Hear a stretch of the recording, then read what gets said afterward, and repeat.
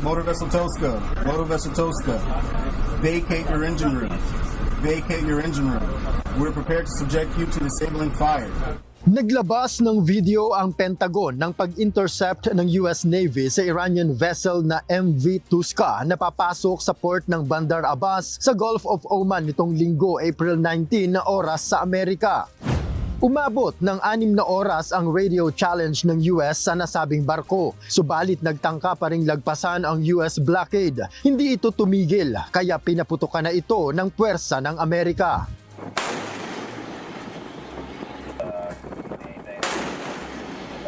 Ayon sa ulat ng US CENTCOM, tinamaan ang engine room ng barko at agad na inakyat ng mga tauhan ng US Marines upang isailalim sa kanilang kustodiya. Ang nasabing barko ang ika-25 barko sa naharang ng US na nagtangkang pumasok o lumabas sa Iranian ports ayon sa US Central Command. Mismong si US President Donald Trump ang nagkumpirma ng pangyayari. Ayon kay Trump, sakop ng US sanctions ang nasabing barko bunsod ng pagkakasangkot nito sa mga nakaraang iligal na aktibidad. Iniimbestigahan na nila ang laman ng barko. Bilang tugon, nangako ng pagganti ang Iranian Islamic Revolutionary Guard. Tinawag nitong armed of piracy o pamimirata ang ginawa ng US military. Naninindigan ang Iran na sila ang may control sa Strait of Hormuz. Ayon kay Iran Parliament Speaker Mohammad Bagher Ghalibaf, kung nagpapatuloy man ang daloy ng mga barko sa Strait of Hormuz, ito ay dahil sa kanila.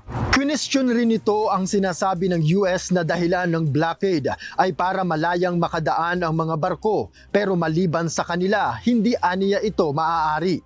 خب اگر اینجا تنگه هست ما هستیم و همه اونهایی که از اینجا میخوان برن همه برن ما نریم مگه این امکان پذیره این هم اشتباه رو اشتباه. Dahil sa pangyayari, nagdeklara muli ang Iran na isara ang Strait of Hormuz. Sa April 22 matatapos ang 2 linggong ceasefire ng Amerika at Iran. Sa itinatakbo ng pangyayari, tila hindi magkakaroon ng solusyon sa problema, kundi lalo pang titindi ang alitan ng dalawang panig. Noel Poliarco, UNTV News and Rescue, Canada.